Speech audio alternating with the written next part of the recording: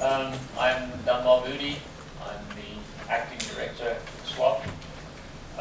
This is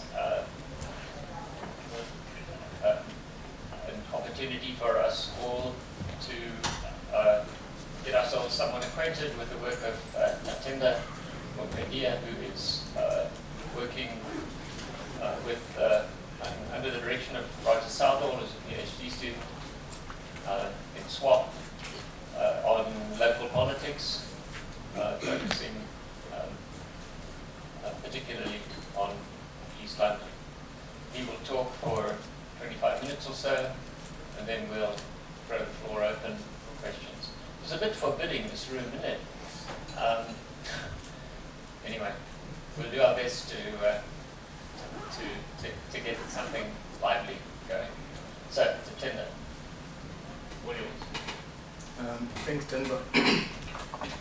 Thank you all for coming and braving the morning call to come and listen to me. It's good to see a lot of familiar faces and some unfamiliar ones, and I'm looking forward to hearing a fresh perspective from you all.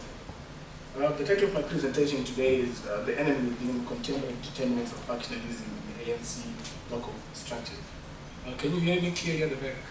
Yeah. Okay, cool.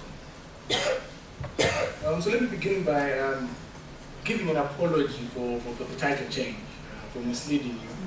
The original title that was advertised is Party Politics and the Local State, Reflections from Buffalo City.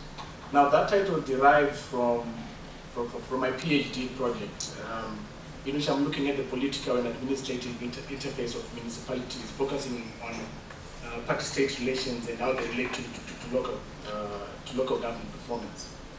Now, I know it's a bit risky, to talk about one section of your PhD, but I'm writing a paper out of this because I feel that it can be a standalone thing. And also, I feel it's important to talk about this aspect of party politics that we hear about so often in the media. And some scholars have talked about it, but I realize that they've mentioned about inter-party politics in the ANC, in passing, and not as a unit of analysis. In addition, I will talk about factionalism as it has become a striking feature of local politics, especially in a dominant party context, such as in Buffalo City, where I'm drawing my case, whereby the ANC has dominated the local council since the onset of democracy. They've managed to maintain over 2/3 majority since the onset of democratic local governments in the year 2000. So I'm drawing on research that I've done in Buffalo City. For those of you who don't know Buffalo City, it's located in the eastern part of the Eastern Cape.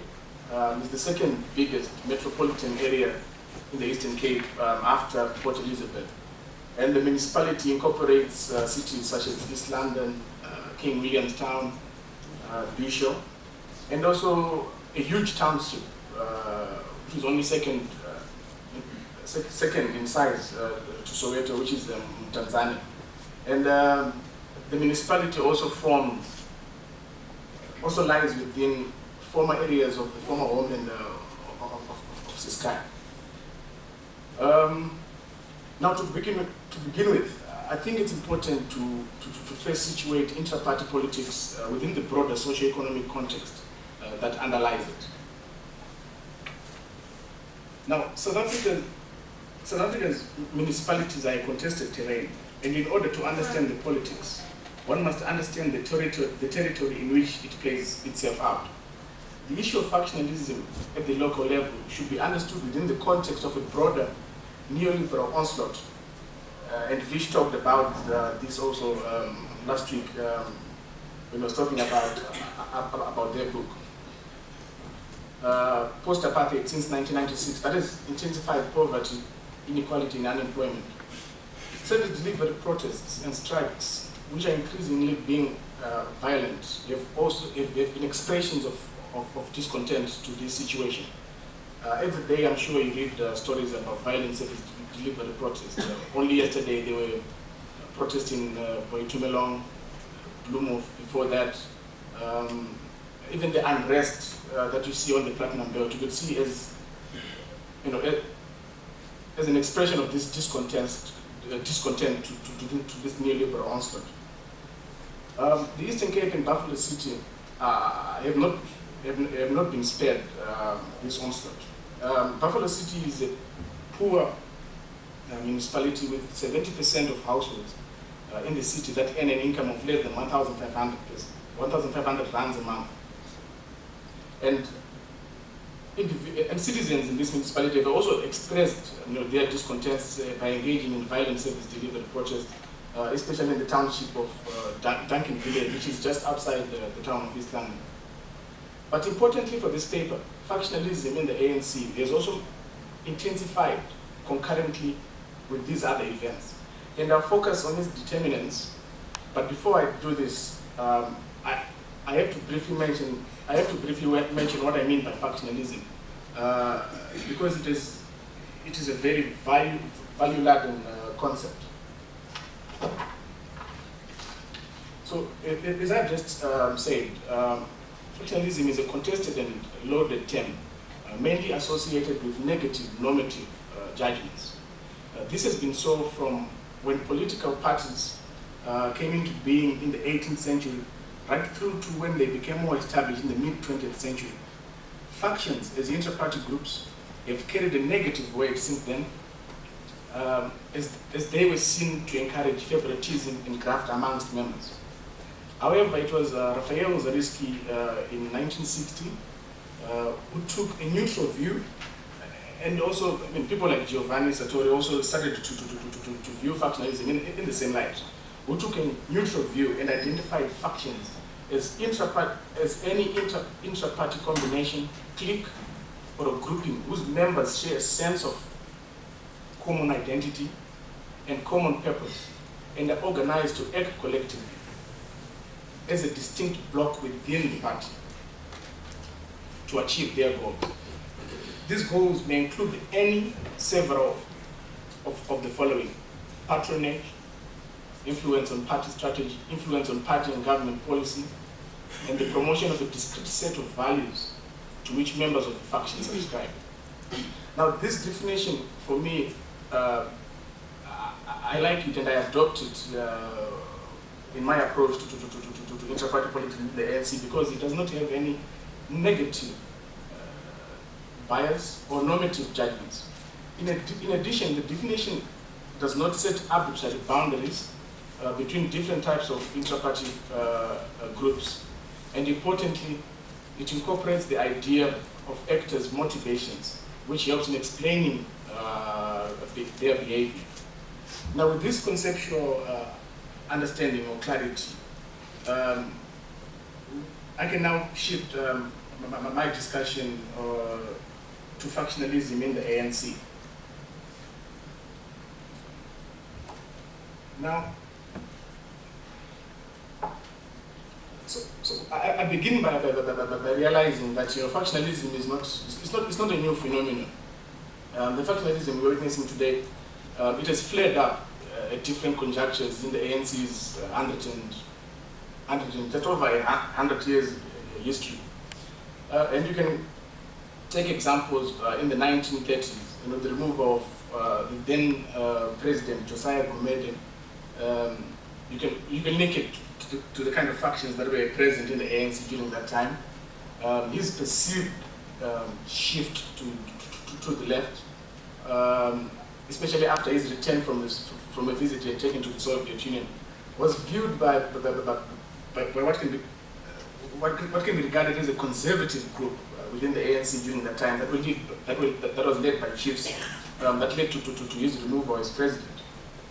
In 1958-59, you also see the tensions between what was an Africanist group, then led by Robert Sobukwe, which led to the breaking away of Robert Sobukwe in 1959 to form the PAC. 10 years later, the same issues of having an Africanist group and what can possibly regarded as a communist, because there was a sort of alliance then with the ACCP. At the 1969 Morogoro conference, you see the same kind of tensions within inter-party groups within the ANC also flaring up at that conference. And one of the burning issues was opening up membership to non-black individuals, opening membership of the ANC to non-black individuals. So you can see that, I mean, fictionalism is not a new phenomenon. It has always been there in the ANC. But after 1994, there has been a lot of attention on what has been regarded communists and nationalists. And this is very common in the media and how they describe ANC factions. And this denotes some kind of ideological basis of factionalism. But this is very debatable. Some scholars have even also taken the same kind of analysis. And Susan Boysen has focused their attention in person on ANC factions at the national level, describing the fragmentation of the party at this level is characterized by two identifiable groups, referred to as the nationalist and communist faction. We have relatively different policy and ideological positions. Now, I don't want to get into that debate because I think it's very debatable. And but however, my focus is going to be on the determinants of factional politics at the local level. Now, to begin that discussion, I'm going to draw on the experiences of individuals within Afro City. And for this presentation, I'm just going to talk to you about two individuals. So let me begin by talking about Thando.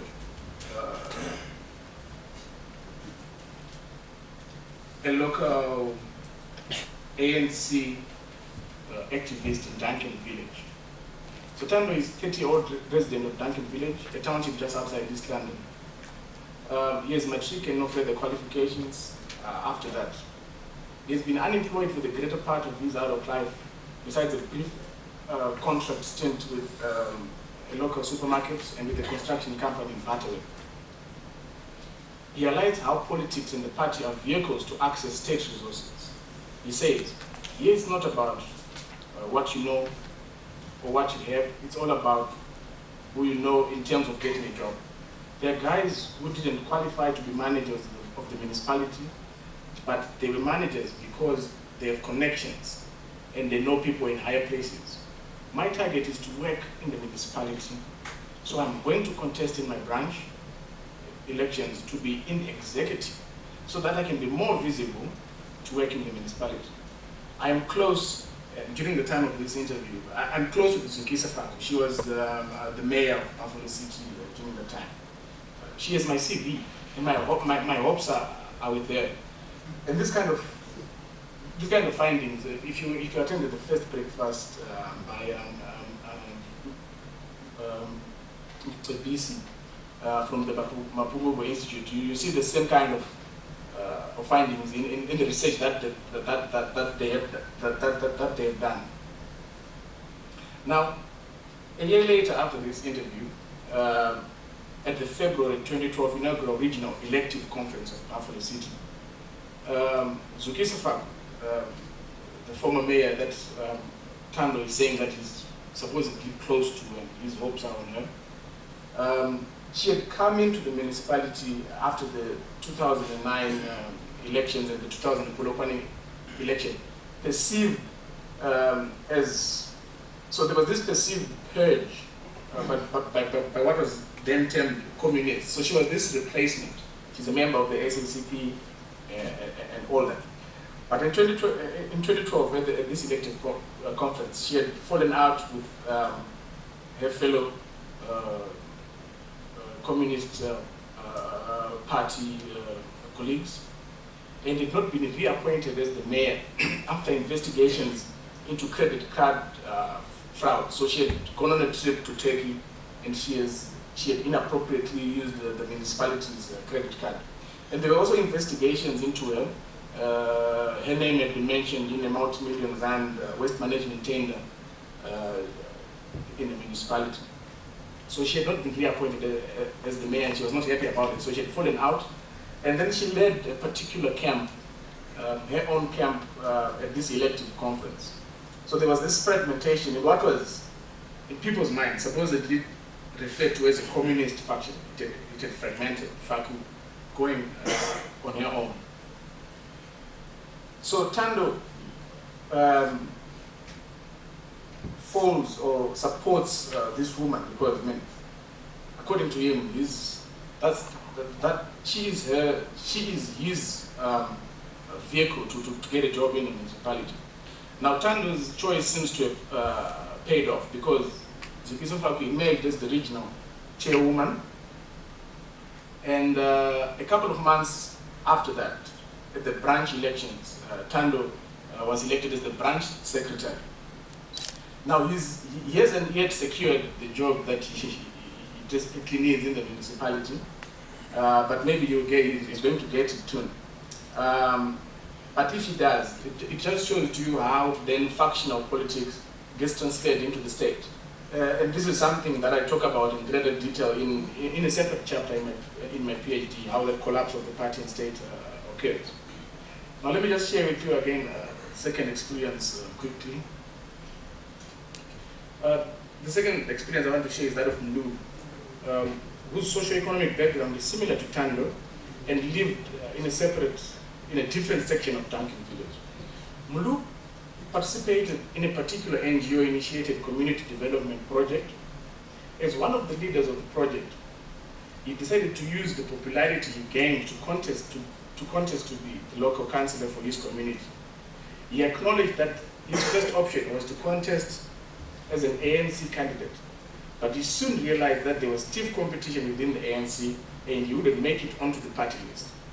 Mulu then learned that if he signed up 100 DA members in his community, he could open a branch and be the #1 contender to be a councillor.